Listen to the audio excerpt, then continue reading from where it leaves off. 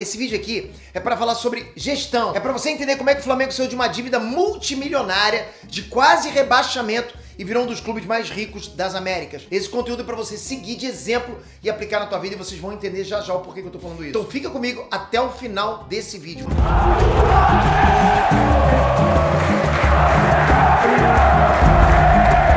Mas antes de falar sobre isso, capricha nesse like, se inscreve no canal. Tudo começa em 2012, quando o Flamengo descobre uma dívida de quase 800 milhões de reais. Valor esse que era 300% maior do que era previsto no balanço financeiro. Errinho bobo nas contas, é coisa básica. Ninguém percebeu. É como se você achasse que tá devendo pro banco, sei lá, R$1.000, quando na verdade são 3 mil. Numa empresa não dá pra acontecer isso, né? Ainda mais nesses valores.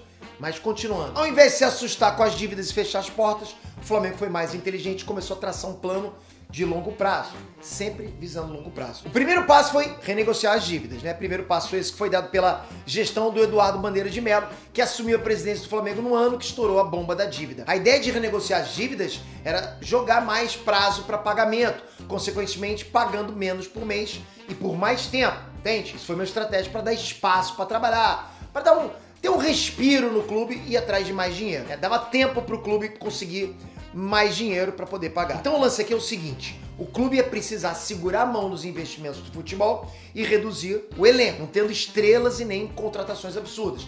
Essa foi a estratégia para segurar a grana. E eu falo clube porque o Flamengo não é só futebol, né? Tem outros esportes que também levam o nome da marca e também sofriam por causa desses valores multimilionários. Uma coisa refletia na outra. Mas vocês viram a lógica? A ideia era organizar a casinha e não aumentar uma dívida que já era alta. Quando a gente olha só pro futebol em si, a gente percebe lá um período sombrio no elenco do Flamengo, já que o time até foi campeão da Copa do Brasil em 2013 e voltaria a disputar a Libertadores. Mas, ao mesmo tempo, o Flamengo quase foi rebaixado para a segunda divisão nacional, coisa que nunca aconteceu na história.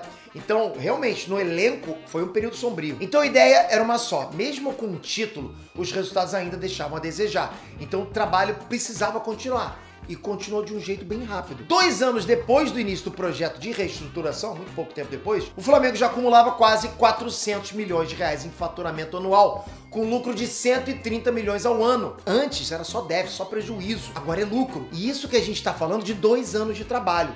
Até aqui já dava para traçar uma meta financeira legal para o clube. Então, o sucesso sim era questão de tempo. Tava vindo lucro, era só continuar. E aí, se o futuro é próspero, o pessoal começa a olhar com mais carinho para o Flamengo. E quando eu digo pessoal, eu tô falando de empresas. As empresas começaram a olhar de volta para o Flamengo com uma aposta de que seria bom fechar negócio. Mais patrocinadores, mais dinheiro e mais visibilidade. Isso fora as cotas de TV que estavam pagando mais 100 milhões para transmitir os jogos do Flamengo. E fora também um novo programa de sócios do clube que quadruplicou o faturamento com a torcida. Com mais dinheiro entrando, já era hora de poder voltar a investir no futebol depois de um período de corte de gastos, né, controle financeiro, aquele período sombrio de elenco que eu falei pra vocês. Então assim, 2016, a gestão entregou um novo CT pro clube. Um CT especializado e completamente diferente do que se vê no Brasil, com um padrão europeu de ponta. E o CT é importante porque podia trabalhar melhor o futebol e ter mais resultado em campo, não contratando só nome por nome, sabe? Se o ambiente de trabalho é bom, se a estrutura é bacana, o seu desempenho também é melhor, concorda? O ambiente é melhor, o seu desempenho vai ser melhor. Essa foi a lógica com o centro de treinamento, o CT. O resultado disso é que em 2016 o Flamengo foi vice-campeão brasileiro, ou seja, saiu de quase rebaixado em 2013 para quase campeão 3 anos depois. Pô, né? Por sinal, foram 3 anos de muito trabalho e organização. Por isso que eu sempre falo para vocês aqui nos vídeos para cuidar das finanças, estudarem, evitar gastos irresponsáveis. Tá tudo aí, ó. Não pode gastar mais do que tem. Isso não é só pro Flamengo, não é só para nenhum clube. Isso é principalmente pra você que tá aí. Olha quanto você tá gastando, saiba quanto você gasta. Porque quanto você ganha, você sabe, né? Com certeza você sabe qual é o teu salário, quanto tá entrando por mês. Mas quanto gasta, a gente geralmente não sabe. Esse controle tem que ter. Isso é gestão financeira, principalmente se você conseguir cortar gasto e sobrar dinheiro pra você. Se um time é quase campeão brasileiro, ele garante vaga na Libertadores. E de volta pra Libertadores entra um outro fator bastante conhecido no futebol, a exigência da torcida. Apesar de todo sucesso fora de campo, ainda faltavam os títulos de peso.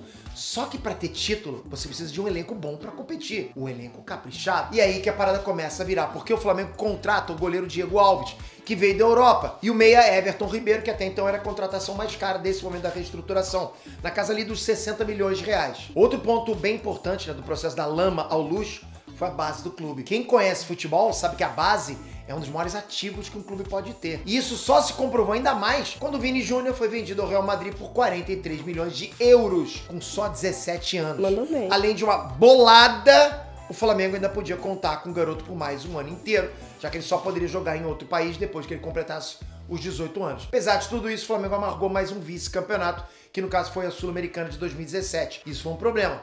Foi um problema porque o grito entalado na garganta de 40 milhões de pessoas começou a pesar dentro do clube, que não ganhava nada relevante desde a última Copa do Brasil em 2013. 2013 foi a última coisa realmente relevante pro Flamengo.